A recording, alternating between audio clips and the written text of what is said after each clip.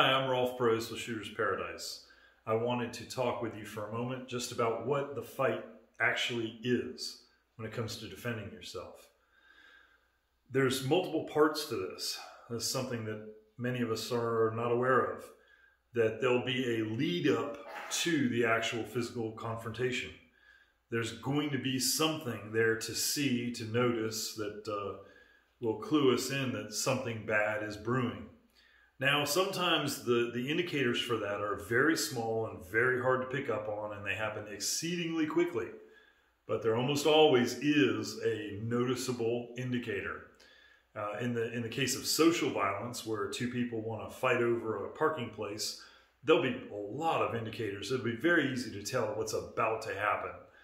And if you think of it as a highway, I've heard a lot of people use this analogy, and it's a very good one. As you're traveling down a highway, there's off-ramps that you can get off. And the faster you're headed down that highway, the harder it is to take those off-ramps. And you are eliminating choices and options for yourself as you pass these off-ramps without getting off the highway, because continuing down the highway leads you to violence. So what we want to do as good, upstanding, moral citizens is to take the off-ramps and to get off of the path headed toward violence. And hopefully that you don't have a problem with that and you've already figured that out. So there are other things. We've posted a list of 10 items that we think people should be looking for to identify a criminal before he ever comes to you. These items that are in that list, those are indicators that something's about to happen. So all this stuff is a build-up to the actual confrontation. Then you have the actual fight, the confrontation, the fight. And in that, oftentimes, if this is a self-defense situation, you'll be fighting for your life.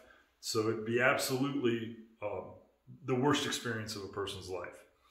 And that might be a very, very short fight. It may not last long at all. And then if we are successful in that, which we certainly hope we are, if we are successful in that, the next thing we have to contend with, the third stage of this, is the aftermath.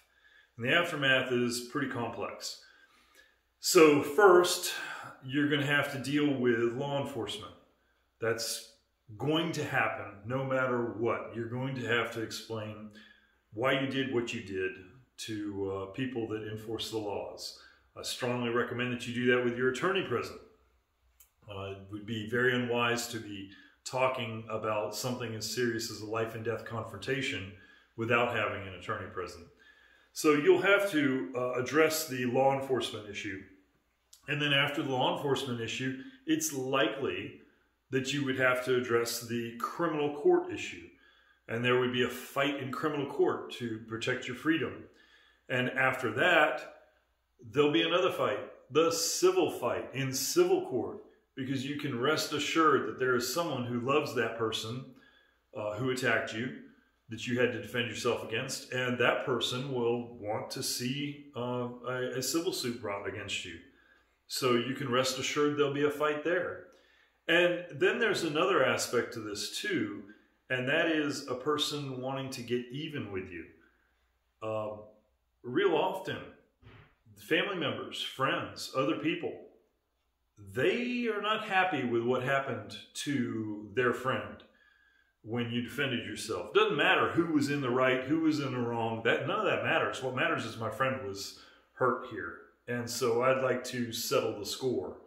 And so this issue of revenge is another issue. Oftentimes when a person has been involved in a fight for their life, they will end up leaving the community that they lived in because the cost of staying there is just too high.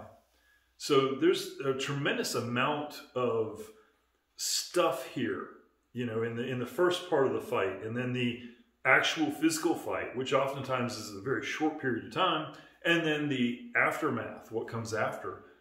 These are huge, huge things. And if we just simply look at a few seconds in time as being defending yourself, oh, I'm going to defend myself, and it's over in 15 seconds, and that's it.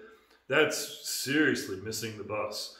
We need to focus on the build up to this event so that we've learned the laws and we don't get in trouble. We don't set ourselves up by breaking the law to end up in trouble with the criminal justice system.